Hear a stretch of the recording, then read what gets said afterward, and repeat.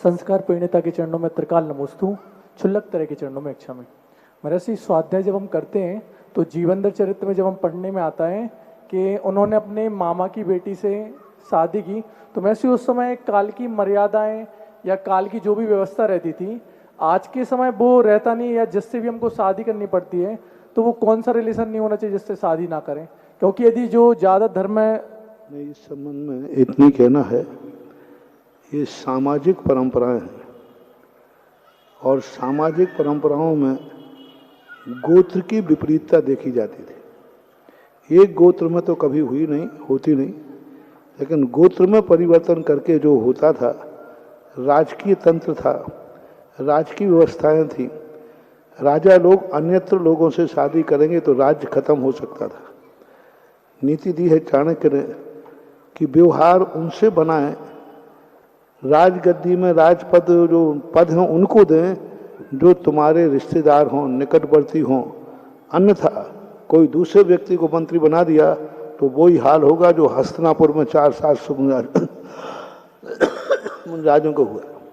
एक महापट्ट देवी शांतला हुई, उसके ऊपर एक उपन्यास लिखा। उस समय विचार किया जा रहा था कि मंत्री परिषद में किसको लिया जाए, जो निकटवर्ती हो, रिलेशनशिप हो, जो कभी स्वप्न में भी हानि पहुंचाने का भाव नहीं करता हो।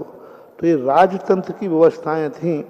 उस समय राजतंत्र में इस प्रकार के जरूरी था, इसलिए उस समय की परंपराएं इस प्रकार की चलती थी। और आज इन लोक परंपराओं में सामाजिक परंपराओं को देखना चाहिए। इसके लिए कोई कानून नियम बनाना उचित नहीं होगा, क्योंकि आज जो बच्चे युवा वर्ग हैं, ये मात्र अपना लैला मजनूपना सिद्ध करने के लिए ये उदाहरण ढूंढ लेते हैं। वैसे स्वाध्याय नहीं करेंगे, इसके लिए करेंगे कि महाराज हमने अपने रिश्तेदार में हमने एक लड़का लड़की पसंद की है, तो पहले तो शादी होती थी, अब क्यों नहीं हो सकती। हाँ, कई लोग ये सब इसके लिए करते हैं। तो अपनी सिद्धि के लिए ये सब चीजें होती हैं। स्वाध्याय करो, आगे पीछे देखो, उसमें कितनी बड़ी भूमिका होती है, तब ये संबंध बनाए जाते हैं। उस भूमिका में जब तुम लोग आ जाओगे तब ये बातें अलग हो जाती हैं। असीमकालीन भक्ता विधान में इस श्रृंखला में अरुण, पायल, अक्षत, दालमिया, कोलकाता परिवार ने ये सौभाग्य प्राप्त किया है।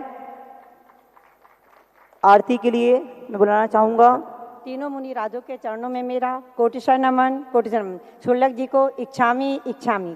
महाराज जी, सामायिक पाठ की एक पंक्ति का मैं बोलती, सीलवाड़ के उल्लंघन को व्यतिक्रमण कहते। तो व्यतिक्रमण क्या है, और जीव और आत्मा एक ही है कि अलग अलग है? शीलवाड़ का अर्थ होता है अपने जो व्रत हैं, नियम हैं, उनका उल्लंघन करना ही व्यतिक्रम करा। व्यतिक्रम का अर्थ होता है मर्यादा का उल्लंघन करना। जो हमारा नियम था, संकल्प था, जो हमारा स्वभाव था, किसी भी चीज में लगा सकते। तो सामायिक पाठ में आया है अतिक्रम, व्यतिक्रम, अतिचार, अनाचार। तो इस प्रकार से और आज की आरती